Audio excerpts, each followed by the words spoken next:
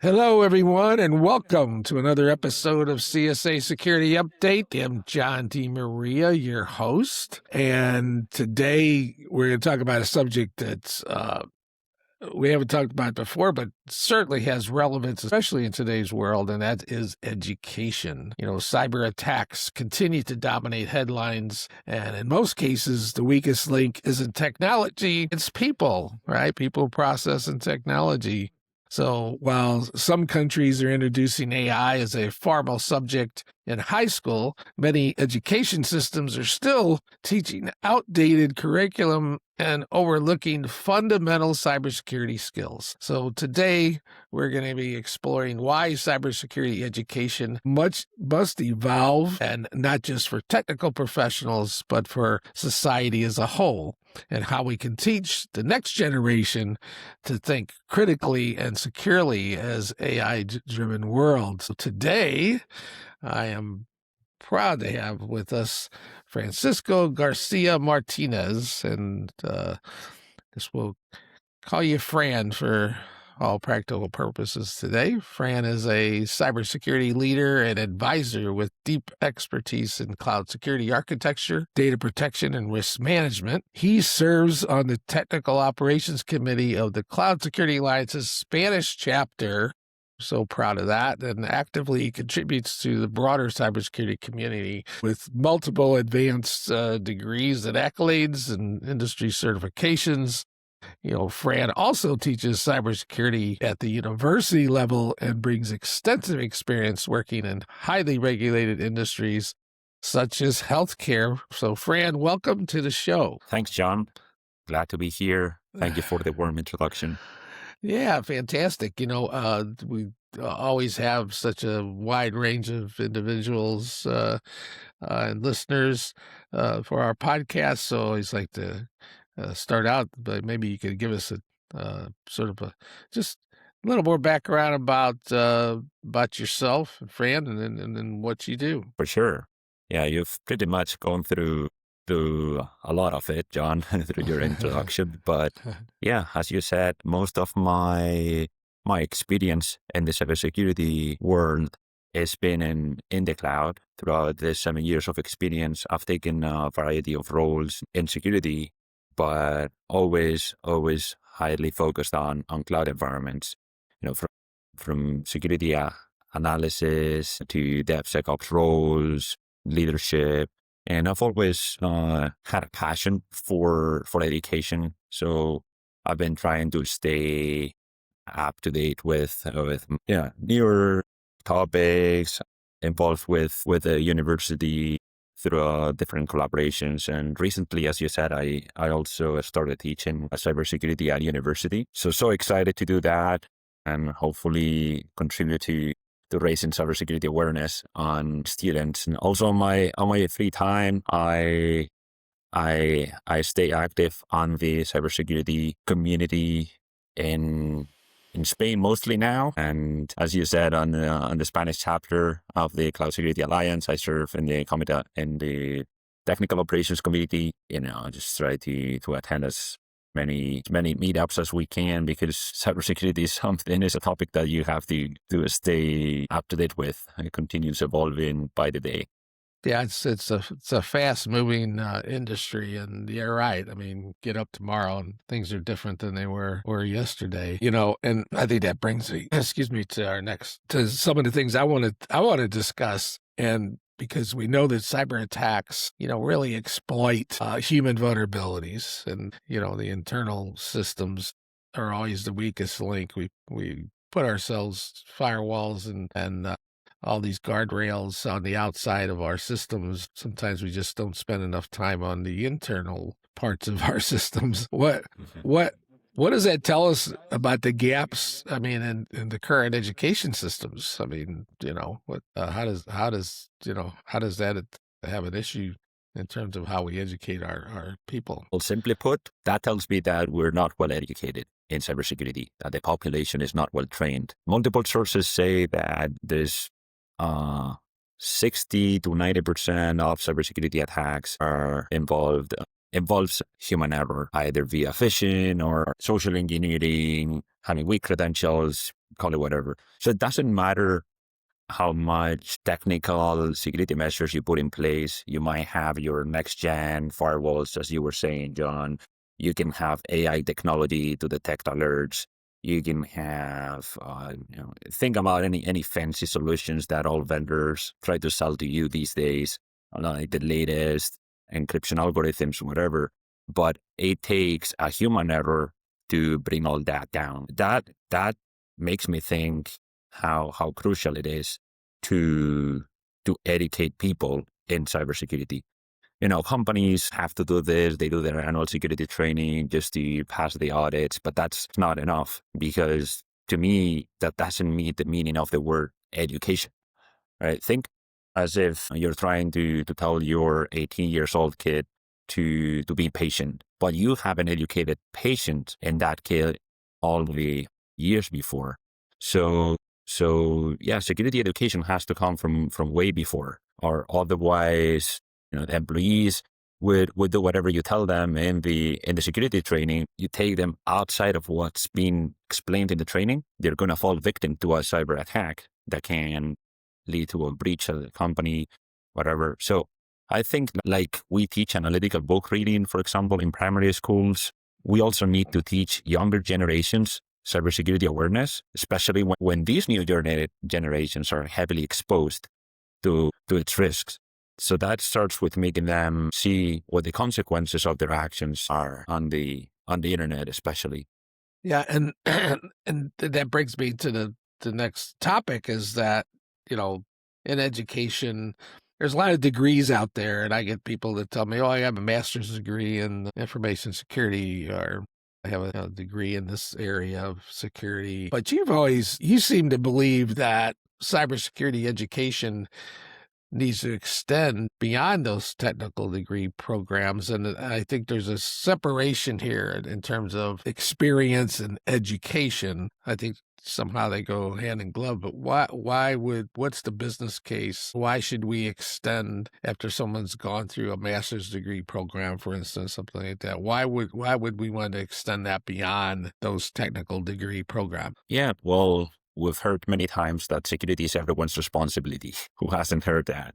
Yeah. So yeah, like from that premise, most of the times that we think about a cyber attack, we think about big corporations. But every day there are people who have their private there. So it's not only technical people who dedicate day in and day out to cybersecurity that need to know about the implications of their actions when it comes to security and privacy. And the reason why we see so many people getting their personal privacy breached is mainly because they didn't know what risks would entail doing whatever they did, or they weren't educated properly in cybersecurity. So that's why I started saying that security is everyone's responsibility. It shouldn't be a subject that only technical people should learn or that should be taught in your technical master's programs, because we are all exposed to cybersecurity risks in our daily lives. So, of course, the depth of technical detail would be different in this technical master's degrees, but don't they teach us business 101 or project management 101 in technical programs? So I think that cybersecurity should be taught across fields the same way. Everyone should have some very basic, at least, cybersecurity notions. Yeah, and I think it's important everyone understand, like I said at the beginning, that education and experience aren't the exact same thing. Experiences is just kind of what you do over time. Education is this continual improvement of awareness and education of what's going on around us, and really learning on a continual basis versus just doing it through experience and the industry. So I think they kind of go That's what hand in glove. security is. It's Yeah. continuous. Yeah. And what about, so these high schools and universities, I mean, they're all accredited. They have to go through audits to make sure. But I think there's opportunity to rethink that curriculums in some ways. So in your experience, how do you think, or what would be your recommendations for high schools and universities to really rethink this curriculum to stay relevant in AI and this cloud-driven world? I know CSA, we've sort of partnered with we have partnered with university for the TASE program, which is a program for AI. But I guess, what in your, that's more at the adult education level. But what about high schools and universities? How should they rethink their curriculum to stay relevant? I think you said it in the intro, John. And in my mind, it's about teaching students how to critically think, how to approach something from an analytical way, because that's one of the biggest risks that I vision with AI. For example, people go and ask the AI and copy and paste whatever the AI tells them without stopping for a second and thinking, okay, does this make sense? Is this the answer that I was expecting? And critically analyze the answer provided by the AI. Because yesterday, to your question, it was the cloud. Today is AI. Tomorrow is quantum computing. The day after tomorrow, what could it be? So it's very hard for high school and university programs to stay up to date with all the newer technology trends, if I may say. But most importantly, they have to focus on teaching this critical thinking to students, and then of course apply it regardless of the technology. So instead of teaching a specific technology, they should teach, this is how you should use the technology, but always keeping in mind what the basic security principles are. Like, for example, you can't prohibit the student from using AI. I think that's not productive. But you have to enable them on using AI responsibly and knowing the risks that using AI could entail. And they can better do that if they are well educated from critical thinking, basic security concepts in general that could be applied regardless of the technology. Yeah. What are some of those basic concepts that students should learn, regardless of their field of study? Because everybody has their own, path to professionalism, and it could be an accountant, it could be, photography, it could be just about anything. So, I mean, and there's only obviously so many hours, what are some of the foundational concepts? That's a great question. That reminds me when a friend asks me, hey, what are the top 3 cybersecurity practices that I should implement at work? I'm like, well, to start, you should be thinking about access controls, encryption, and logging and monitoring. Those are the top 3 that always come to mind. Or if you want to be less technical, go through the CIA triad. There you Confidentiality, go. Yeah. integrity, and availability. And then apply those 3 security principles anywhere, however you want. I also had a professor, it's a friend of mine, a colleague at the CSA, the Spanish chapter, that he was teaching a cybersecurity class at the university. And he said, everything in life is a risk assessment. That hit me. And now I keep reminding that sentence and applying it everywhere I can.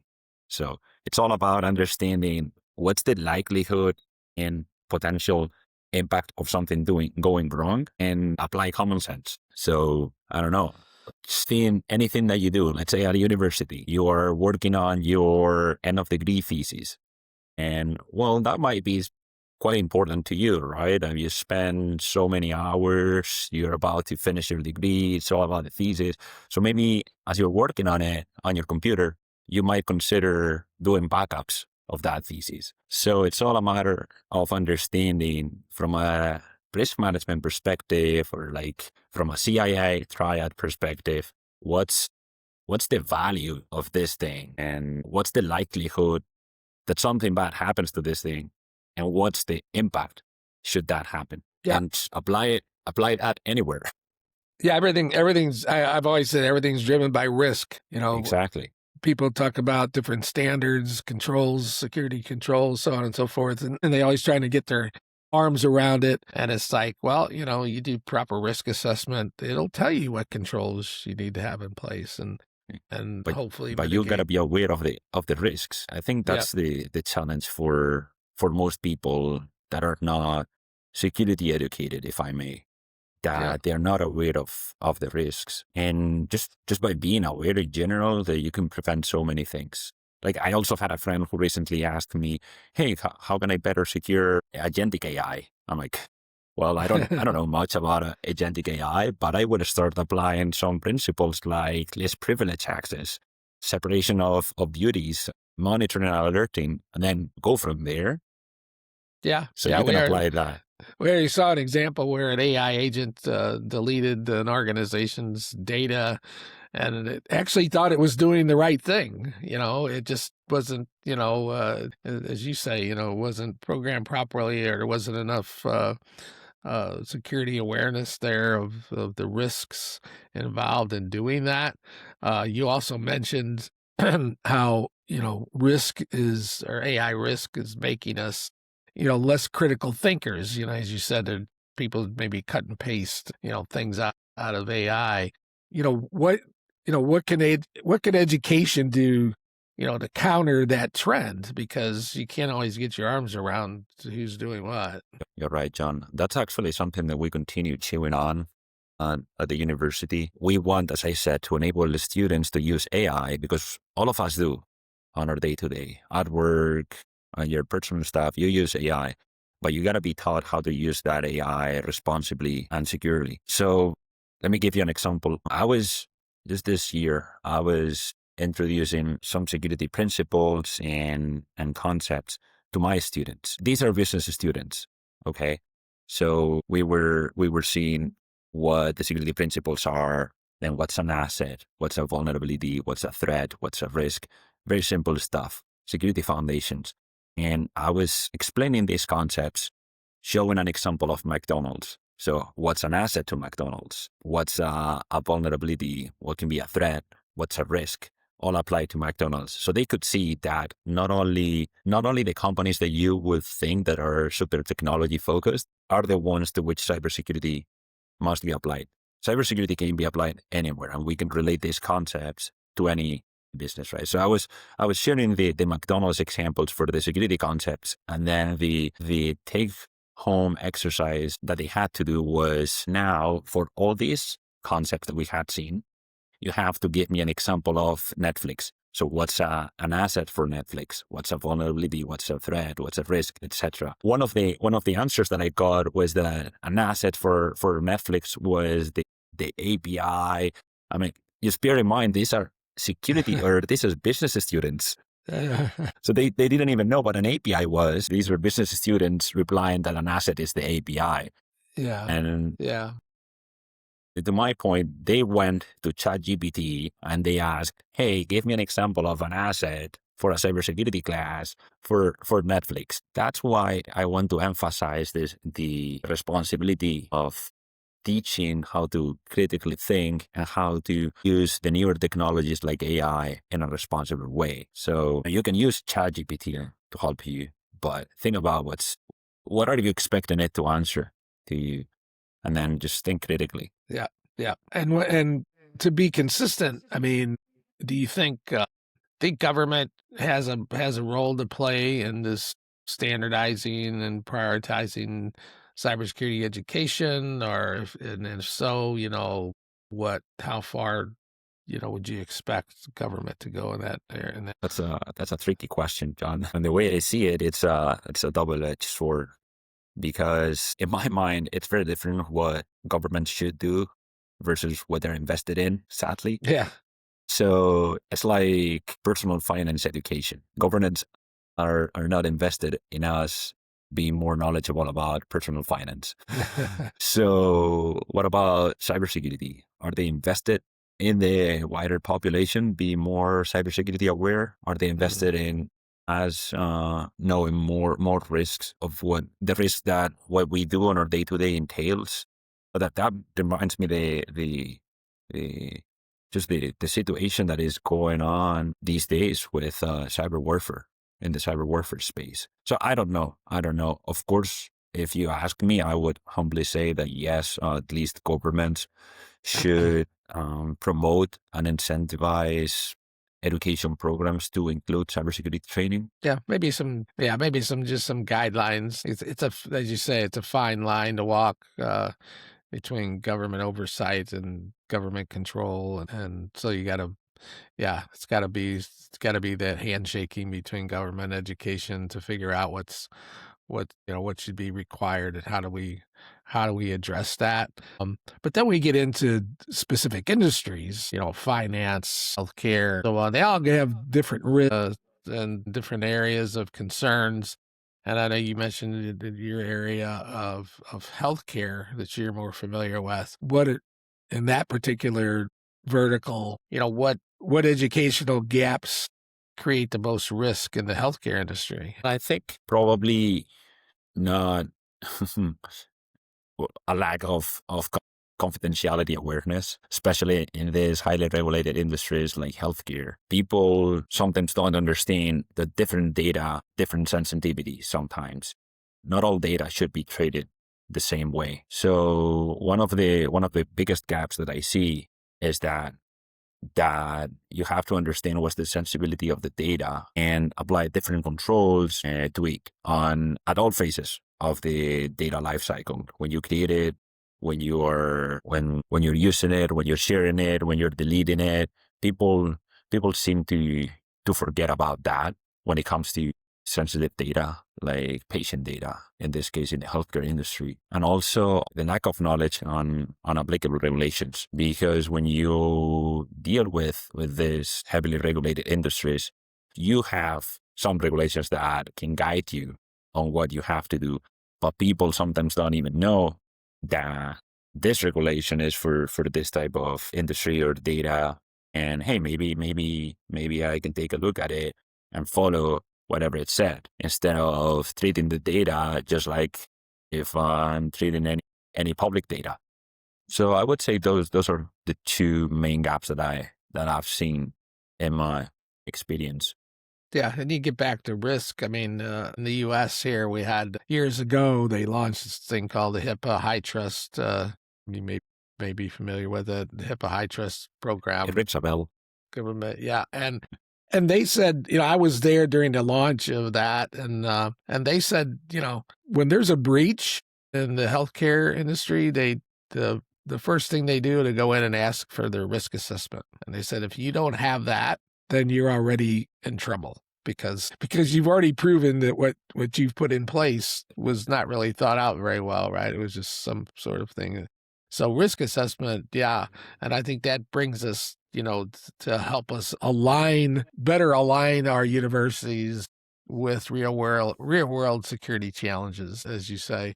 And I think we've established that there needs to be a better alignment there. So having said that, I want to move into what I call my crystal ball round, which I always give you a chance to sort of just, your own personal views of things or your experiences and things you've done. If you could redesign a cybersecurity education from the ground up, from a high level, what would that look like?